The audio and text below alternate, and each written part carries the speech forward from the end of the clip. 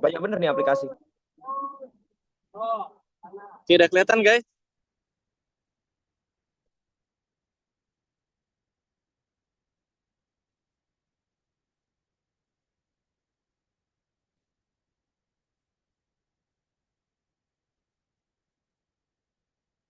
Oke guys.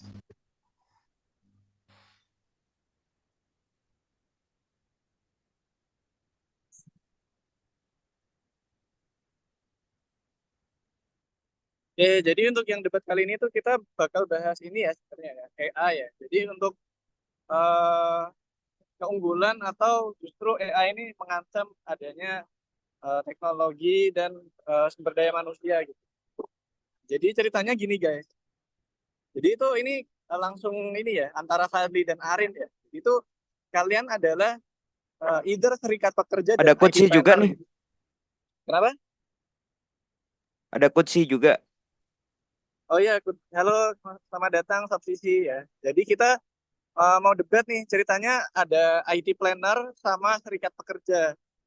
Nah, keduanya ini ingin meyakinkan presiden direktur dari sebuah pabrik atau sebuah perusahaan. Kenapa? Karena diisukan itu pada sebuah pabriknya, ceritanya tuh serikat kerja tuh memiliki keluhan tentang adanya penekanan remunerasi dan penekanan gaji, penekanan ke apa tunjangan dan ketidaksesuaian dengan beban kerja gitu. Nah, jadi presiden direktur ini sebenarnya juga ini gitu. Padahal ini pabrik lagi dilanda krisis ekonomi. Nah, sehingga IT planner mengusulkan nih, gimana kalau kita bantu perusahaannya Bapak aja nih. Tapi di sisi lain ya, IT planner ini kan memang dapat mengefisienkan proses. Cuman apakah serikat pekerjaannya ini masih dalam keadaan yang aman gitu. Jadi nanti presiden direktur akan dibantu oleh uh, chief of or chief of operational and uh, chief of operational and production sama selaku juga chief of financial operation nanti akan dipertimbangkan dari usulan-usulan dari IT planner maupun dari serikat pekerja. Nah, jadi untuk menganalisisnya, perusahaan itu nggak serta-merta mikirin keuntungan, tapi mikirin yang namanya sustainability. Jadi pada sustainability itu pasti mencakup pastel ya sekali lagi ya Sob ya. Jadi nanti bakal ada politiknya nih.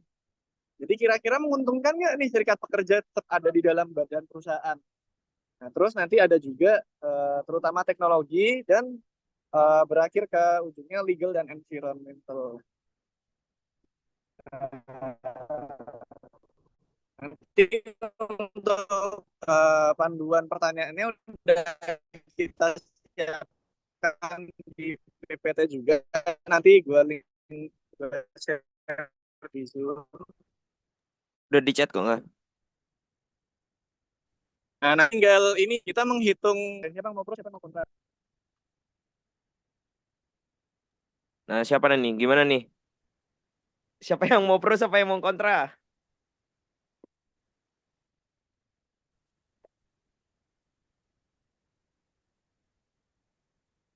Udah aku share nggak? Oke, mantap. Eh, gimana? Gimana? Ada yang mau pro, ada yang kontra? Fadli tim pro. Pro AI Aku Pak, berarti. tim pro. Pro AI berarti. Diponasi ya? Ya. Oh ya.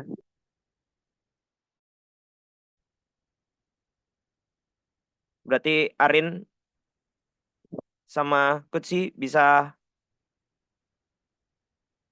pro, bisa kontra AI? Apa gimana?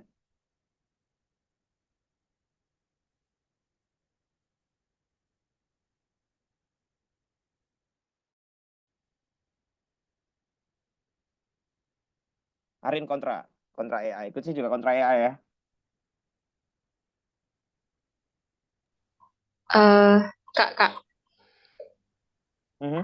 aku mau tanya ini kan aku sendiri tuh baru ikut debat gitu kan di UI. Mhm. Kalau aku melihat dulu flow-nya gimana. Soalnya kalau langsung terjun tuh aku masih belum tahu gitu. Soalnya juga aku lagi eh, zoomnya yo ini sambil ada kegiatan yang lain gitu. Jadi aku pikir tadi tuh kayak kalau ikut melihat saja tuh gak apa-apa. Aku pikirnya tadi. Gimana Kak? Oh ini berarti lagi ada kegiatan lagi nggak bisa ngobrol ya? Iya.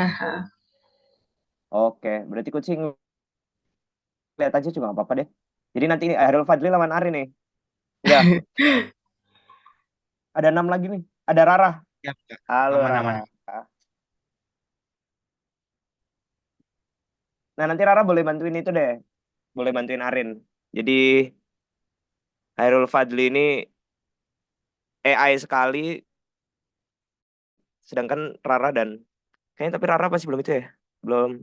Halo Rara, suaraku apakah terdengar Rara?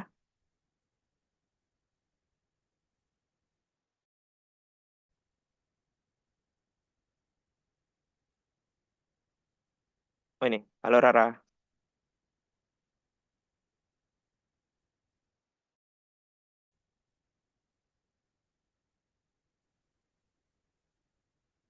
Halo? Oh ya, udah kedengeran ya Rara. Jadi nanti ada tim pro dari Pro AI, ada Fadli.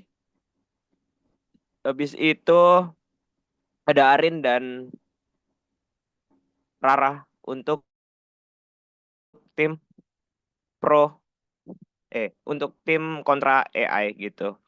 Untuk tim kontra apakah perlu waktu eh untuk berdiskusi?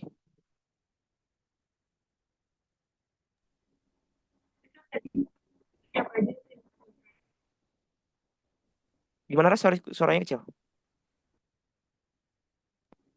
Tadi siapa aja Kak? Kamu sama Arin aja melawan Fadli. Oke. Gimana teknisnya Kak? Teknisnya sama. Jadi kamu nanti bakal jadi kontra kontra AI. Jadi ada suatu perusahaan ini ada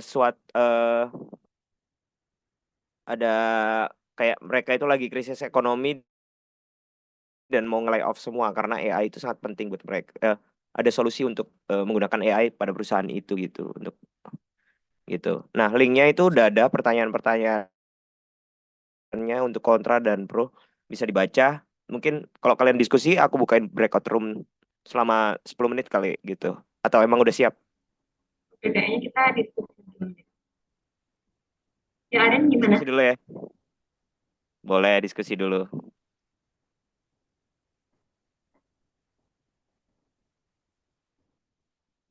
Ya, Arin bisa kok. Bentar. Selesai.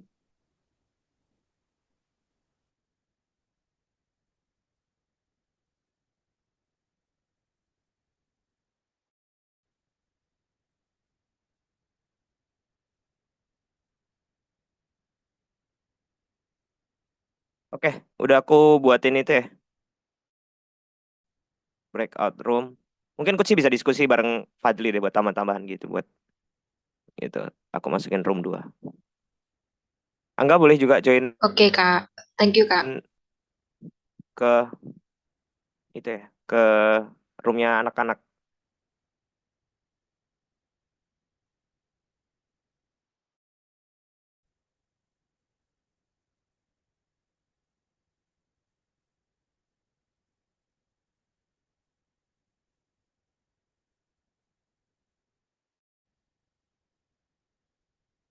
Kira mau debatnya ini kita jadi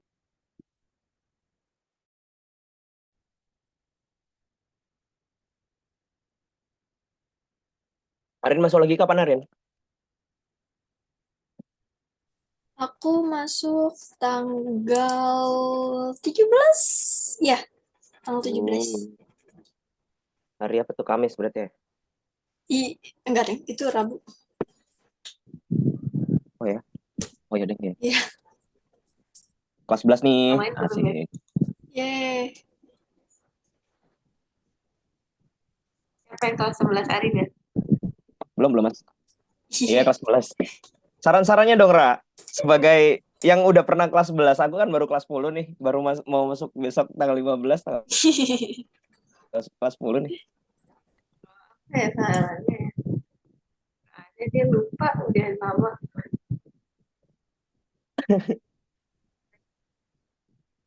Wih, Oke, udah ada teman-teman di keren, sini. keren, keren, Asik. keren. Oke, enggak? Silakan. Gimana enggak? Ini udah selesai semua diskusi. Kita bisa mulai debatnya sekarang. Oke. Siapa yang mau Makasih mimpin buat ini? waktunya sobat-sobat. Oke. Jadi ya langsung aja. Jadi yang pro dulu apa kontra dulu sih? Eh, jadi aku penasaran nih, kenapa anak IT pengen banget gantiin manusia di perusahaan kita menggunakan AI. Gimana nih menurut Airul Fadli atau teman-teman pro yang lainnya?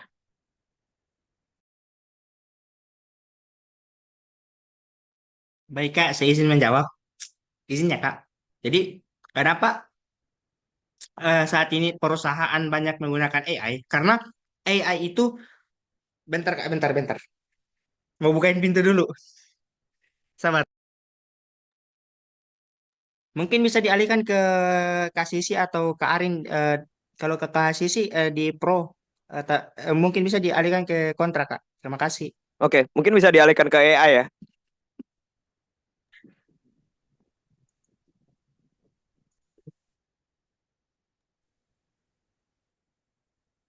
Ya, padahal kalau Nah, bisa menggantikan manusia,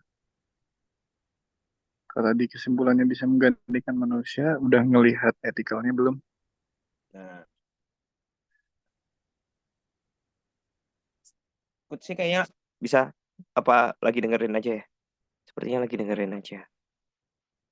Oke, kalau dari sisi non AI ini gimana kalian mempertahankan manusia atau sepenting apa sih employee di perusahaan kita?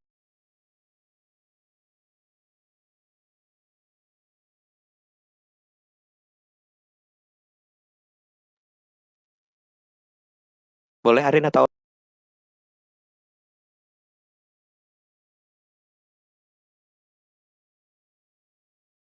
Boleh diulang Kak pertanyaannya?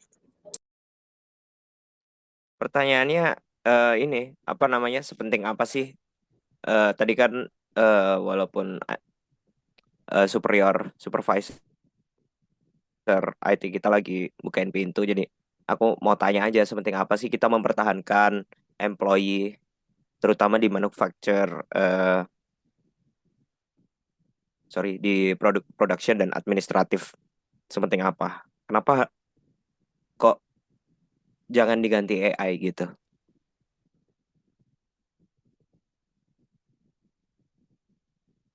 Jadi kalau misalnya dari company-nya sendiri kan company-nya itu dalam bentuk manufacturing company.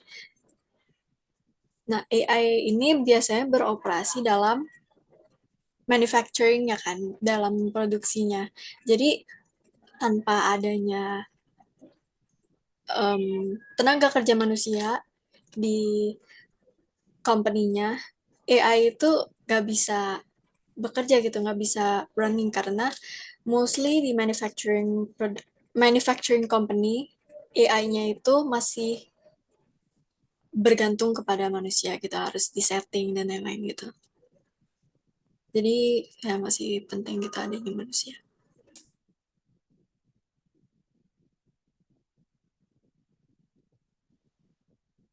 Untuk yang pro AI sepenting apa nih manusia nih?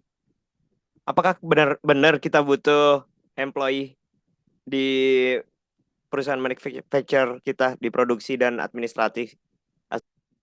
Boleh saya izin jawab Kak dari tim Pro. Baik, terima kasih. Sebenarnya AI Kenapa orang-orang bikin buat AI? Jadi AI itu sangat bermanfaat untuk banyak orang. Kenapa saya bilang begitu? Karena AI sangat membantu dalam menyelesaikan pekerjaan. Contohnya saat ini ngerjain skripsi pun bisa lewat AI. Ada yang namanya Som AI. Terus teman-teman juga kalau yang di kampus itu yang malas nulis, apalagi kalau ada eh, disuruh nulis di buku, tugas apa, tugas dan lain sebagainya, kebanyakan dia memakai chatbot. Chatbot chatbot juga itu kan yang perlu kita ketahui itu dari AI. Contohnya ada bot nulis. Bot nulis itu kita tinggal masukin tema dengan sendirinya AI itu akan nulis sendiri di situ. Terus AI, kenapa sangat penting AI kenapa artificial intelligence sangat dibutuhkan? Karena dengan adanya artificial intelligence, maka semua akan menjadi lebih gampang dan lebih mudah. Baik itu dalam proses pekerjaan, baik itu dalam proses penelitian dan lain-lain. Dan saat ini nggak ada yang nggak pakai AI. Kerja tugas pakai AI, masukin data pakai AI, dan sebagainya. Sebegitu pentingnya AI di hidup ini. Gitu sih, Kak, kalau dari tim Pro. Hmm. Dan tadi kan pertanyaannya itu ya, kenapa kita harus mengganti employee kita, buruh gitu misalnya, dengan AI gitu. Apakah employee itu nggak penting buat Anda? Apakah bisa tergantikan semuanya dengan AI? Apakah pabrik ini semuanya full otomasi gitu? Eh, Baik, kenapa? Sebenarnya kalau saya dari tim Pro menilai AI itu bisa eh, bisa dibilang bisa menggantikan dan bisa juga tidak. Kenapa saya bilang begitu? Karena AI dibuat untuk membantu pekerjaan manusia, untuk membantu pekerjaan-pekerjaan orang. Pada saat kalau orang yang nggak gunain AI, apalagi di perusahaan, kebanyakan pasti karyawannya yang lembur, tiap malam terus begadang, itu dapat eh, memenuhi tidak apa istilahnya dapat mengganggu kesehatan dari si apa lagi namanya ini, karyawan itu sendiri. Si karyawan itu sendiri, itulah pentingnya AI dibuat, diciptakan untuk bukan mengganti peran, untuk membantu kerja dari orang itu sendiri, kerja dari perusahaan, apalagi perusahaan yang udah kerja sama sana sini, apalagi perusahaan yang bisa dibilang eh, udah banyak kerjasamanya, otomatis karyawan itu dipaksa kerja kerja kerja kerja, dan itulah gunanya AI dibuat dibuat untuk membantu manusia itu sendiri. Mungkin ada dari Kak Sisi. Terima kasih. Kak Sisi, bantuin dong.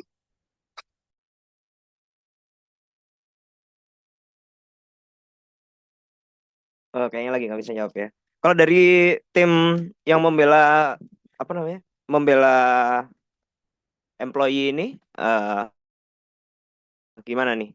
Hadirnya AI, apakah jadi kan kalau di perusahaan itu dengan adanya efektivitas itu kita bisa mengurangi layoff itu gitu. Dengan adanya AI tentu kita bisa mengefektifkan sebuah proses gitu. Sebuah proses antara itu di administratif atau di produksi gitu. Dengan hadirnya AI ini, gimana kalian bisa mempertahankan eh, teman-teman kalian dengan serangan AI ini?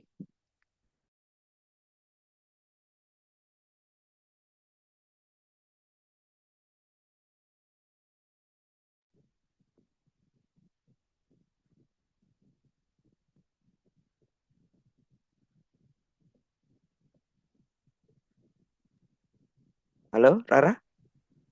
Oke, jadi seperti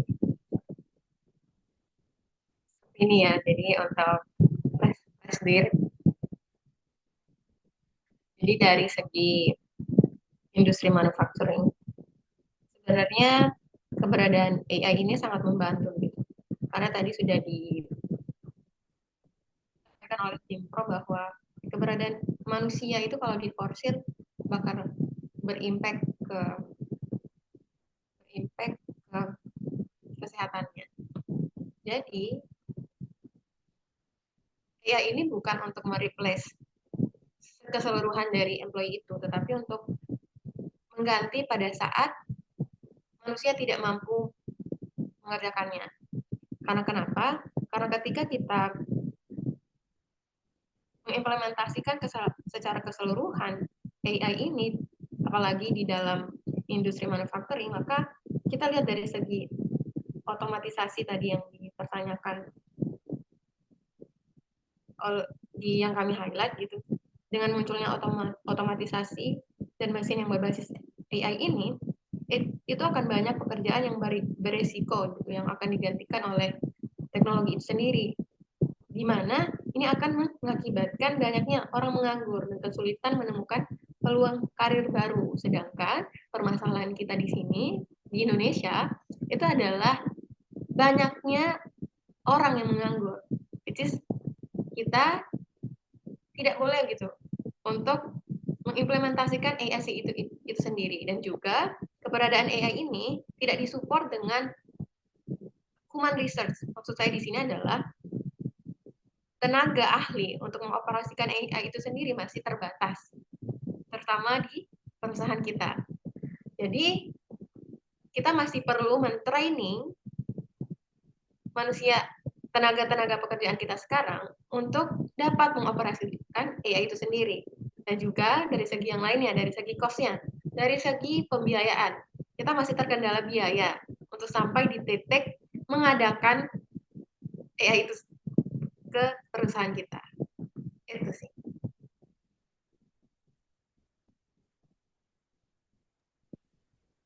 Mungkin tim pro ada sanggahan?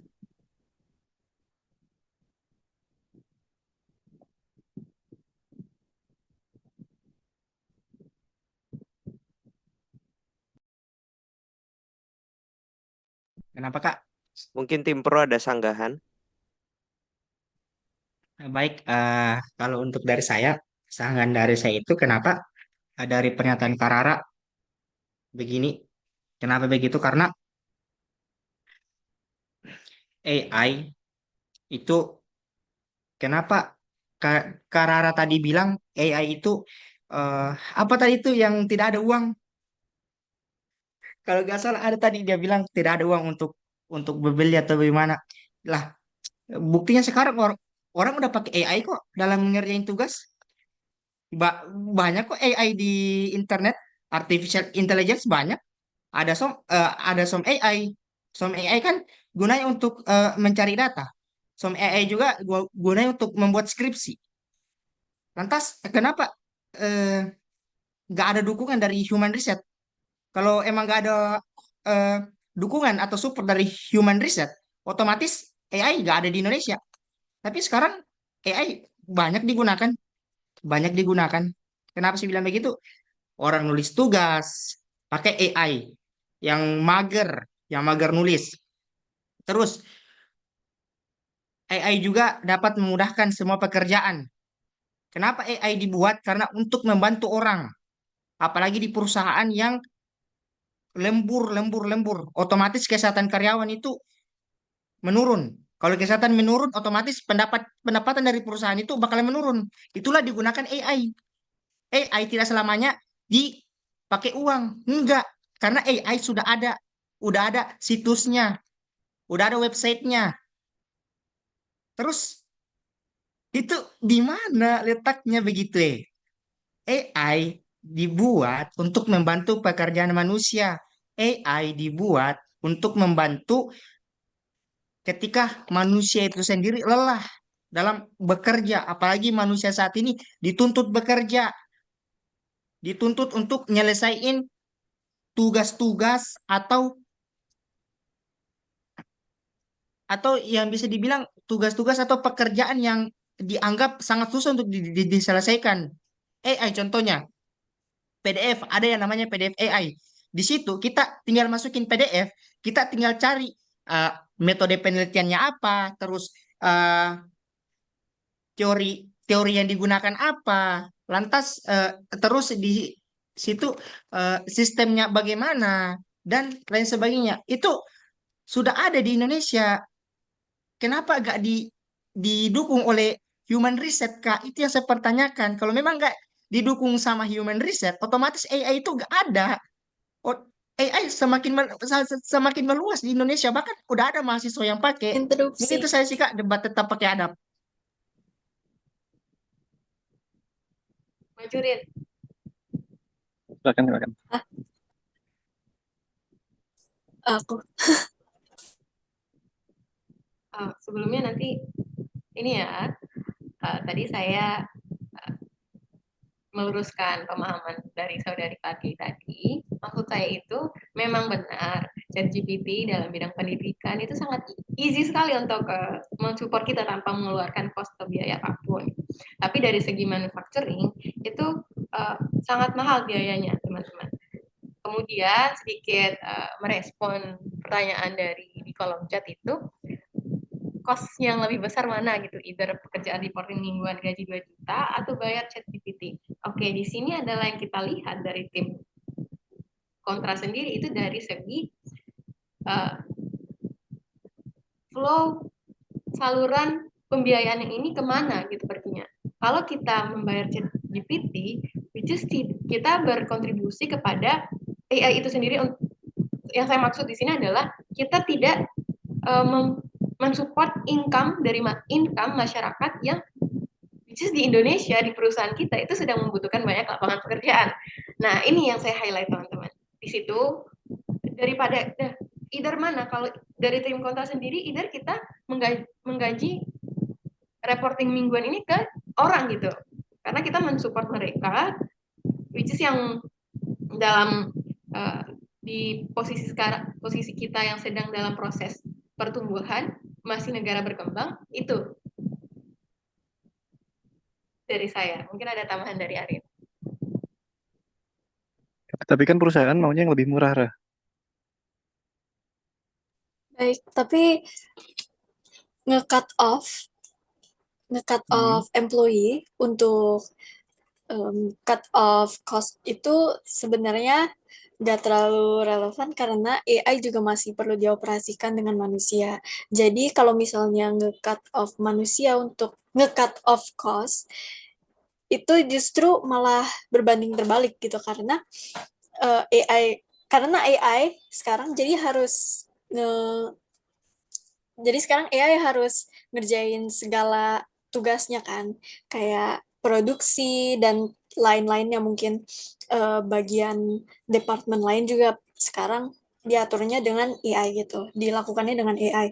Nah, AI itu nggak selamanya bisa menggantikan pekerjaan manusia karena AI itu juga pasti sama sama kayak manusia aja capek. AI juga pasti ada masanya di mana AI itu yang Error.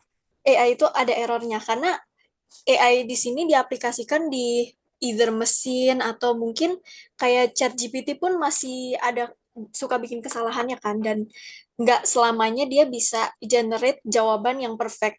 Dan kalau misalnya ada kesalahan itu berarti harus ditangani dengan orang yang lebih profesional.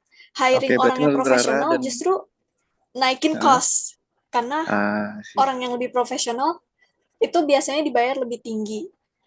Nah, either nge-hire orang yang lebih profesional untuk nge-handle itu atau enggak existing worker yang untuk nge-handle AI yang udah ada gitu, udah ada di company-nya, berarti dibayar lebih karena nge-handle-nya lebih gitu. Nggak cuma di manufacture, nggak cuma di production process doang. Ya. Aku pengen tahu nih Gitu. kalau dari perspektifnya Arin sama Rara, kira-kira 2 juta itu kemahalan nggak 2 mingguan untuk pekerjaan yang saya sebutkan perbandingan di atas gitu. Ini kayak ini aja, nanti karena kenyataannya di dunia kerja nanti kita bakal main angka langsung gitu. Saya gaji 2 juta per minggu berarti per bulan 8 juta gitu.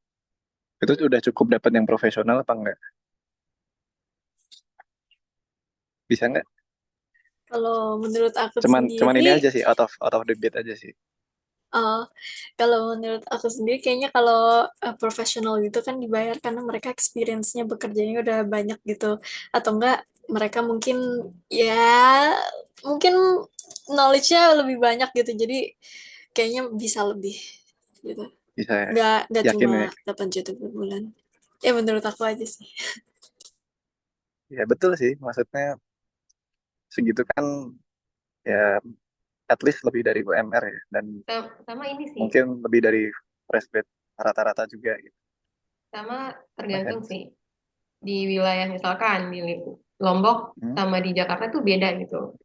bener. Tergantung dari living cost-nya di sana, dan di Jakarta dan di Lombok tuh berbeda. Jadi Oke, itu bener-bener. kalau di Lombok sendiri case-nya 8 juta sebulan itu sudah sangat tinggi gitu. Hmm. Jadi ini ya apa namanya, lagi-lagi nanti tergantung sama acuan yang kemana itu.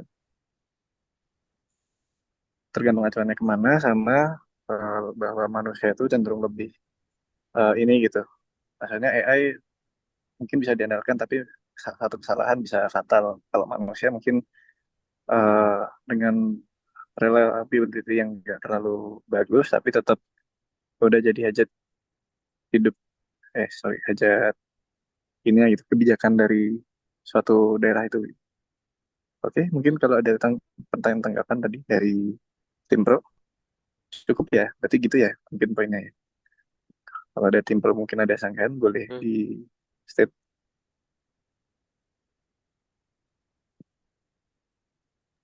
Interupsi.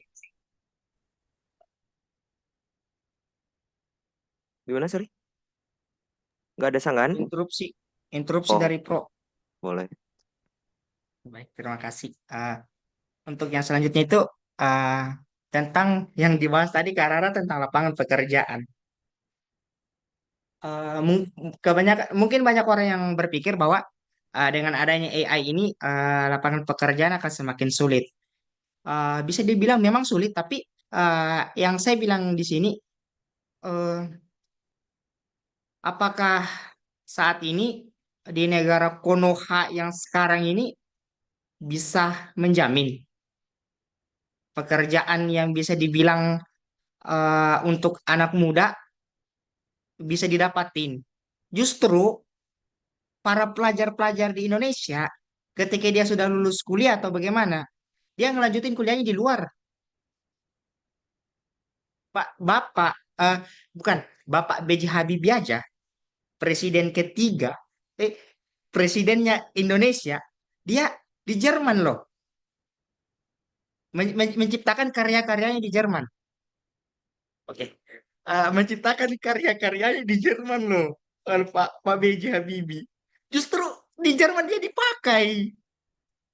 Dipakai banyak saat ini orang dengan karya-karyanya itu tidak dipakai di Indonesia.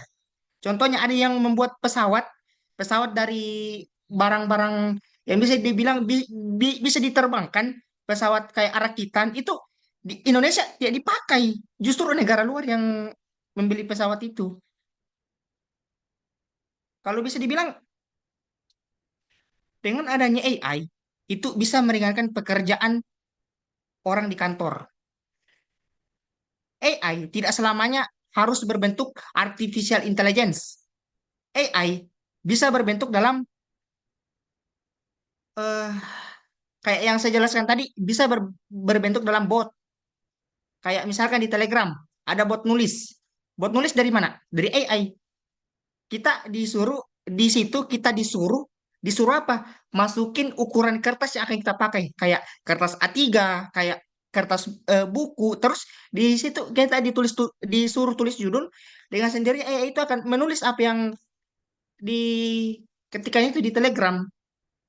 Lantas eh pekerjaan. Banyak orang sudah banyak lapangan pekerjaan, tapi di negara Konoha ini ya bisa dibilang banyak yang nggak kerja, apalagi yang lulusan-lulusan kuliah, lulusan-lulusan yang bisa dibilang berkompeten. Apakah itu bisa dibilang nggak ada gunanya AI? Lantas, kalau AI itu memang membutuhkan biaya banyak, Lantas apa kabar dengan Som AI, yang website Som AI yang membantu skripsi? Apakah itu berbayar? Lantas apa kabar dengan bot nulis di Telegram yang dicakup juga dengan AI? Apakah itu berbayar? Lantas apakah dengan adanya AI itu dapat mengganggu manusia dalam bekerja? Tidak, enggak. Kenapa saya bilang begitu? Karena AI dibuat untuk membantu manusia, dan kebanyakan saat ini AI dipergunakan oleh Gen Z, anak-anak muda dalam contohnya menyelesaikan tugas kuliah yang bagi mereka yang malas untuk apa? Untuk nulis di buku. Kalau misalkan ada tugas disuruh buat makalah, kebanyakan orang malas ngetik. Dia tinggal cari di Google AI yang bisa nulis makalah. Terus dia dia klik itu, dia masuk di situ. Baru dia nyantumin materi makalahnya, baru dengan sendiri AI itu akan merespon, baru dia salin, baru dia tempel di Word. Itulah mengapa pentingnya AI.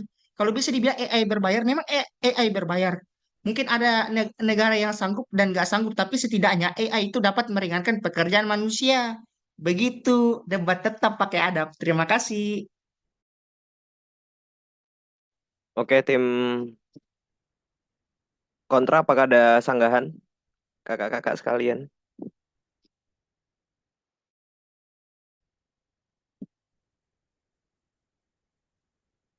Gak ada. Tapi aku penasaran deh. Aku mau tanya sama oh, ada Rara nih. Boleh. Oh iya, oke. Terima kasih tadi atas penyampaian Saudari Fadli. Jadi di sini saya tidak ada komentar terkait yang tadi sudah jauh gitu kemana. Saya akan meng-highlight di mana AI ini lagi-lagi itu punya bias algoritmik.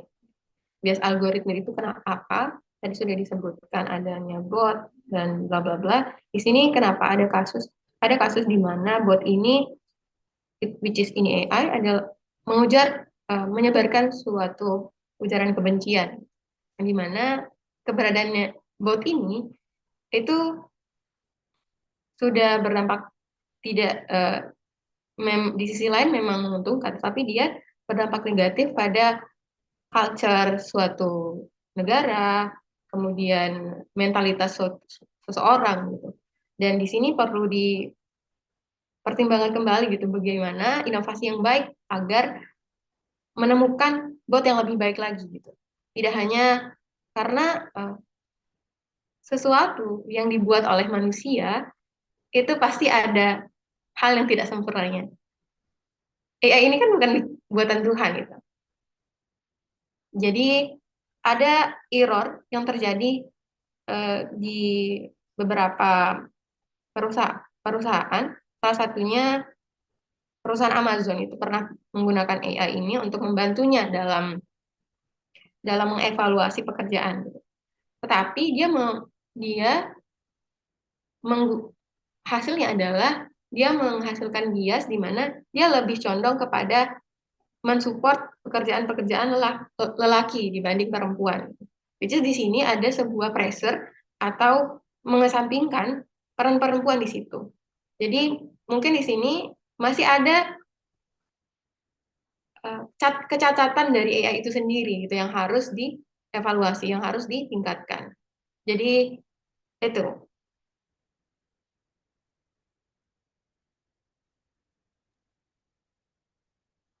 Wow, menarik kali nih. Ini kita lagi bahas bias AI. Kalau dari tim pro AI gimana ya? Gimana kita bisa menangani pro bias di sebuah keputusan AI? Karena AI kan berdasarkan NLP, Neural Language Program gitu ya. Jadi berdasarkan otak kita. Jadi mereka eh, mereka grafiknya itu semakin naik tuh, semakin naik gitu. Nah, artinya bakal ada bias di antara eh, eh, nanti dari prompt yang kalian masukkan itu nanti bakal terjadi suatu behavior dan kemampuan yang bisa dimiliki AI dan mempelajari kalian gitu. Nah, di situ artinya bakal ada bias. Mungkin yang masukin aku nggak suka sama siapa gitu, misalnya Angga gitu misalnya. Nah, nanti AI-nya cenderung bias ke situ gitu. Nah, gimana bisa menangani kayak gitu tuh? Agar tetap punya keputusan terbaik tanpa ada diskriminasi dan dan yang lain-lain dan bias-bias lain gitu mungkin dari. Mungkin bisa Kak Sisi lagi yang jawab, Kak Kutsi Laili. Mungkin bisa dong, jawab dong, bantu. Saya dari tadi diserang mulu. Gimana Kak Kutsi bisa jawab gak? Apa Sofi mungkin ada jawaban nih? Boleh dibantu nih. Oke Kak, izin masuk ya. Sebenarnya sorry telat dan aku juga bingung ini ada di tim kontra atau di pro ya. Tapi mungkin kalau dari tanggapan Sofi sendiri, kalau misalnya tadi buat yang pro, aku setuju tentang kebutuhan manusia dan juga teknologi karena kita sendiri kan udah di zaman society 5.0 di mana kita nggak lagi di zaman 4.0 yang notabene teknologi itu lebih diagungkan. Karena kita udah di zaman society 5.0 ya di luar negeri sana, mereka mengembangkan sumber daya manusia juga untuk membantu kayak gitu. Jadi tidak ada yang bisa terlepas antara manusia dengan teknologi. Dan karena kita udah di perkembangan zaman, apabila mau nggak mau kita harus mengikuti atau kita bakal tertinggal gitu dari negara lain. Oke, kalau misalnya kita tidak tidak pro, tidak apa kalau misalnya kita kontra terhadap AI, negara-negara lain belum tentu juga sama pemikirannya dengan kita. Bisa jadi mereka malah memanfaatkan AI itu untuk negaranya sendiri, bahkan lebih maju kayak gitu kan. Karena kita ambilkan contoh seperti Nokia. Nokia mereka menolak Android, sehingga di zaman sekarang Nokia bahkan jarang dilirik kayak gitu kan. Itu salah satu contohnya. Terus kalau misalnya tentang budaya, sebenarnya antara budaya dengan teknologi itu bisa digabung, bahkan bisa lebih kuat dan juga lebih diminati kayak gitu. Kayak misalnya kita mau shopping, itu kan ada unsur-unsur teknologi, kita mau cari yang seperti apa itu bisa langsung satu klik kayak gitu. Bahkan sekarang itu ada yang namanya ini kan restorasi budaya itu kan sangat diperlukan. Mungkin banyak dari zaman sekarang restorasi budaya itu sudah hampir punah kayak gitu. Tapi dengan adanya AI, dengan adanya kecanggihan teknologi, mereka bisa meregulasi lagi kembali apa yang sudah ada. Jadi kita juga bisa langsung belajar dari AI itu sendiri gitu. Bahkan sekarang udah ada kompetensi robot yang bisa menari kayak gitu di setiap ini. Terus kalau misalnya untuk masalah gender sendiri, semua itu sebenarnya bisa menggunakan AI. Bahkan pekerjaan rumah tangga yang biasanya notabene dilakukan oleh seorang wanita, sekarang juga sudah canggih gitu. Kalau misalnya ada yang namanya Google Assistant dan lain sebagainya. Itu kalau misalnya di pro. Kalau misalnya dari kontra, mungkin ada sisi buruknya juga, kayak misalnya dari segi keamanannya. Karena ya mungkin eh, negara-negara adidaya itu pengen eh, apa ya menguasai teknologi itu pasti. Tapi yang menjadi bumerang di sini dari sistem regulasi sebuah negara dan juga keamanannya itu masih sangat kurang gitu. Mungkin didominasi oleh petinggi-petinggi pejabat-pejabat kayak gitu ya. Kita belum tahu karena sering sekali disalahgunakan dan kadang-kadang database-nya itu bocor. Kita ambil contoh itu seperti Kominfo. Kominfo saja yang notabene sudah sebatas negara saja itu masih kacau gitu dalam memberantas hacker kayak gitu kan. Terus kalau misalnya AI ini diadakan itu banyak yang tidak jujur karena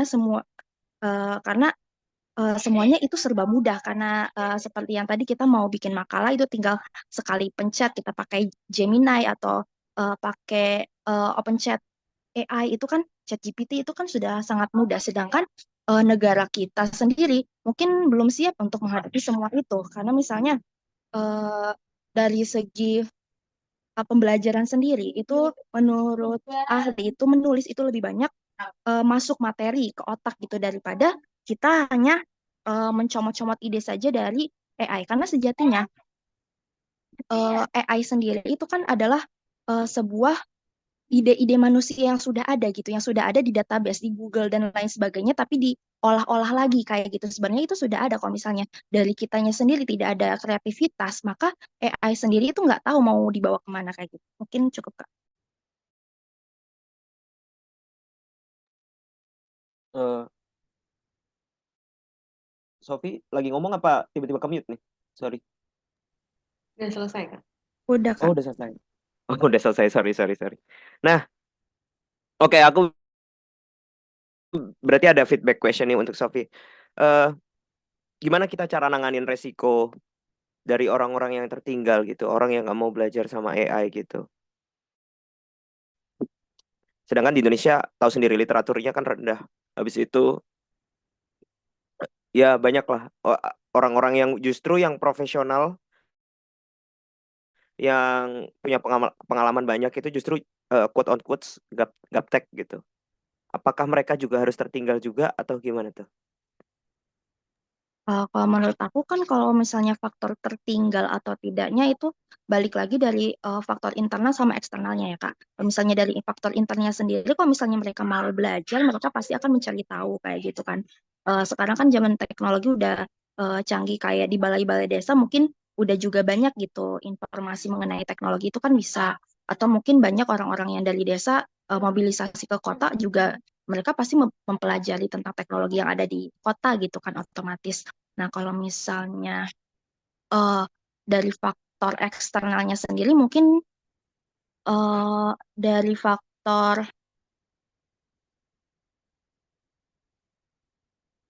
pemerintah kali. Ini pertanyaannya apa sih Kak yang pertama tadi?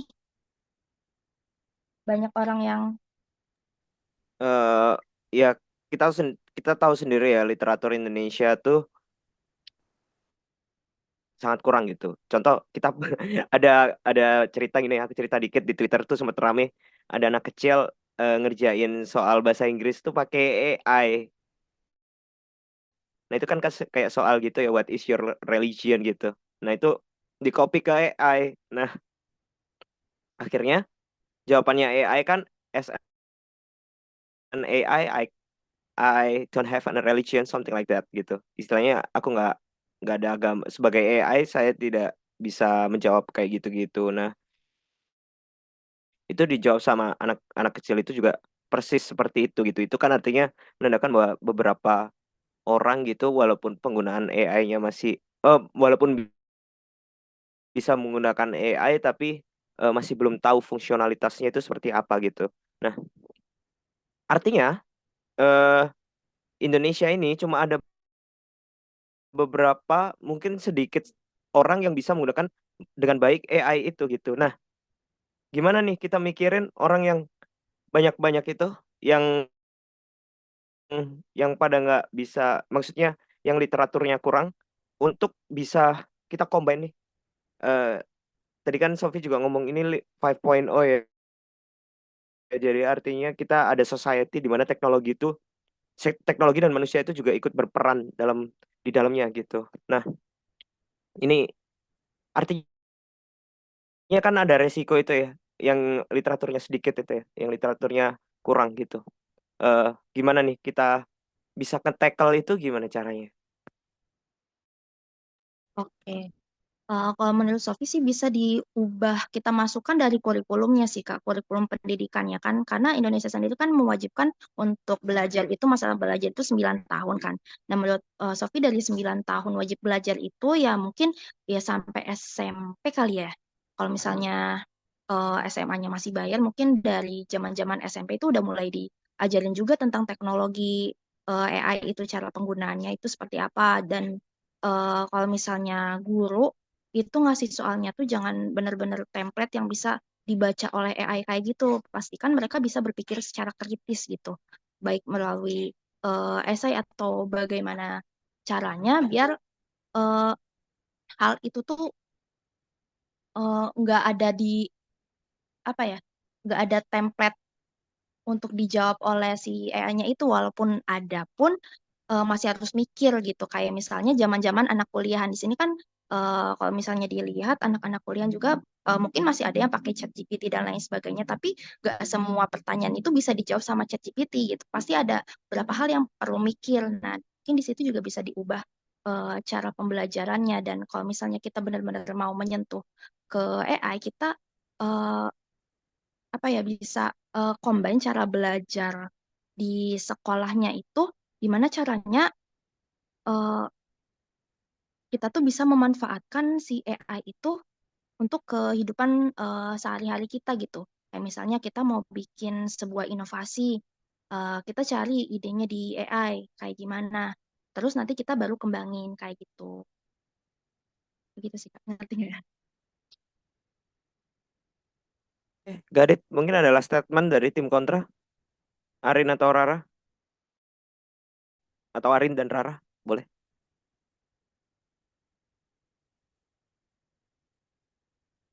Halo. Oke, mungkin bisa nanti ditambahin sama Kak Rara atau gimana gitu. Tapi ya tidak dipungkiri fungsinya AI emang banyak. Tapi em, kalau konteksnya dari yang debat kita tadi, AI masih belum bisa ngegantiin eh, fungsinya manusia di company-nya itu. Jadi kalau misalnya di em, pekerjaan lain juga masih belum bisa. Mungkin ada several yang bakal lebih gampang dan lebih irit dengan menggunakan AI, tapi manusia lebih fleksibel dan lebih bisa adaptasi, lebih adaptif gitu dengan pekerjaan, segala pekerjaan daripada AI. Karena ya AI itu basically robot buatan manusia dan mereka itu diprogram sedemikian mungkin yang sebenarnya mereka tuh masih fungsinya nggak menyaingi manusia lah, belum bisa menyaingi manusia. Oke, terima kasih last statementnya dari kontra. Mungkin dari pro, Fadli atau Sisi.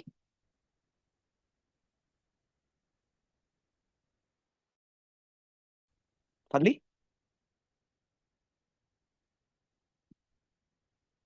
Halo?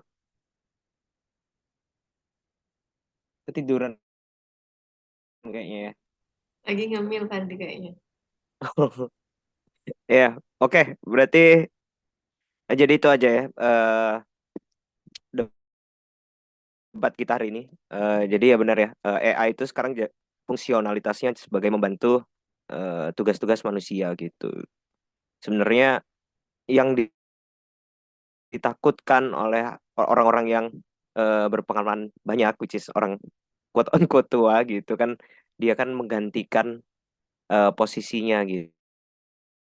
Jadi sebenarnya nggak bisa gitu.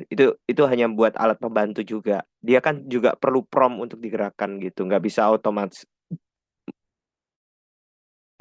dan nggak bisa melakukan sesuai kehendaknya sendiri gitu. Itu yang bisa dilebihin manusia, teman-teman. Oke, jadi terima kasih teman-teman udah hadir hari ini. Kita ketemu di minggu depan, harusnya ada FGD dan debat gitu teman-teman. Kita nggak ada seminar kok bulan ini, tapi bulan depan full seminar dan workshop gitu teman-teman. Oke, terima kasih teman-teman. Thank you Kak Fatih. Ya, Kita bisa mau live. dokumentasi dulu. Oh, mau foto? Boleh. Oke. Ayo, dinyalain kameranya dulu.